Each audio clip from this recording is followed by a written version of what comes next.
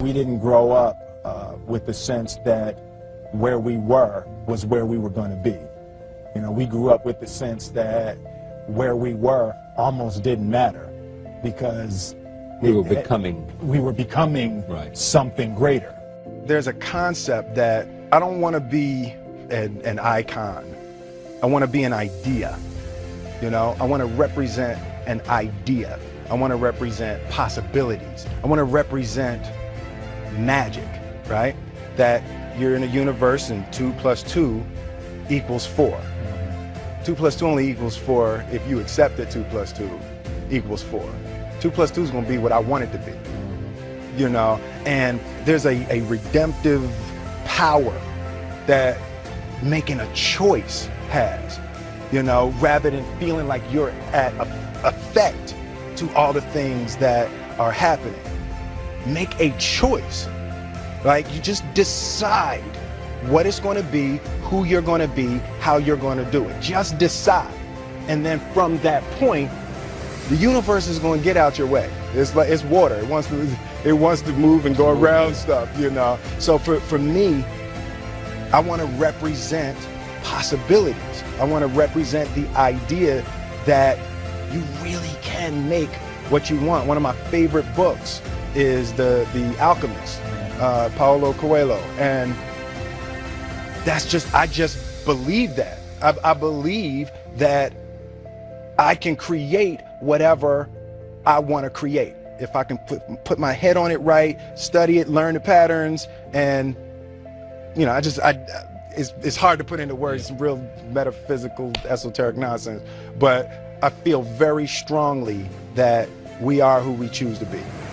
Difference between depression and joy, right? And I think it's purpose, right?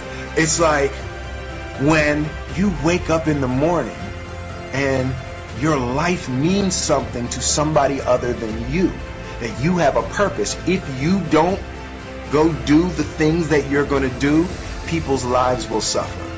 And I think that kind of purpose, that like to live in service, not to you, but to live in service to humanity, to live in service to your family, to live in service to your church, to your city, to your country, to the world. Living in service is that, I feel like that is the purest form of joy.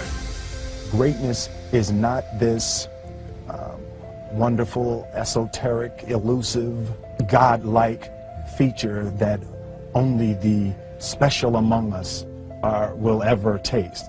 You know, it's something that truly exists in all of us. It's very simple. This is what I believe, and I'm willing to die for it. Period. It's that simple. The road to success is through commitment and through the strength to drive through that commitment when it gets hard. And it is going to get hard, and you're going to want to quit sometimes, but it'll be colored by who you are and more who you want to be. I definitely found that wanting to be an actor stems from wanting to be somebody and wanting to say something to people.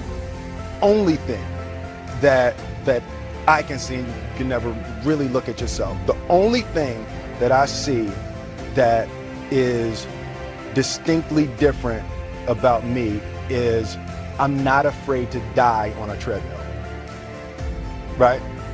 I will run. You would not be outworked. I will not be outworked, right? Period.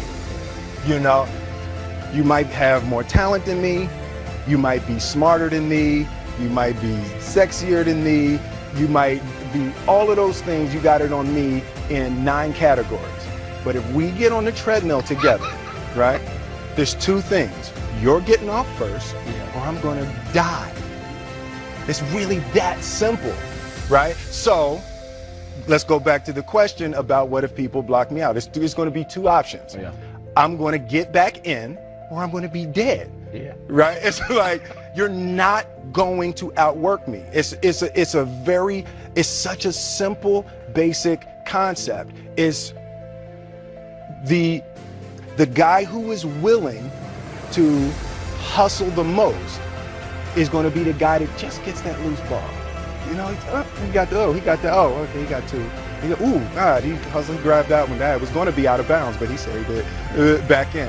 It's like the commodity that I see the majority of people who aren't getting the places they want or aren't achieving the things that they want in this business is strictly based on hustle.